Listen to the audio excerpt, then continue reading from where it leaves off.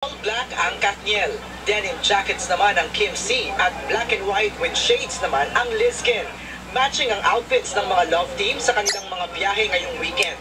Biyaheng Chicago sila Kim Chu at Sian Lim para magpasaya ng fans kasabay ng kanilang farewell week sa teleseryeng The Story of Us. Now, we're very happy dahil ngayon mapapasaya namin ng mga Pilipino natin dito sa Chicago.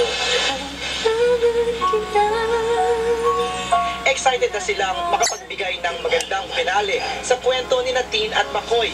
Lalo't ramdam nila ang tensyon ng mga manonood. Last 1 week na lang!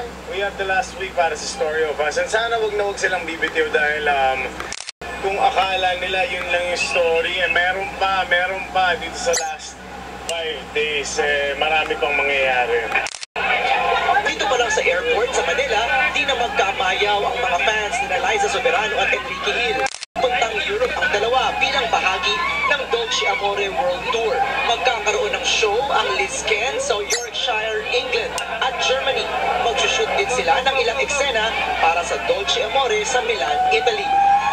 Magtitipid po kami after po ng Dolce Amore World Tour but in different places this time para magpakita na yung mga ibang parts ng Italy. Mainit din na sinubugong ng mga Pinoy fans sina Catherine Bernardo at Daniel Padilla sa kanilang pagdating sa Barcelona, Spain. Top secret pa ang mga shoot locations ng pelikula. Pero sa larawan na ito, kitang nagdidirect na si Olive Lamasan ng mga eksena. MJ Felipe, ABS-CBN News. Susunod na indie princess Mercedes Cabral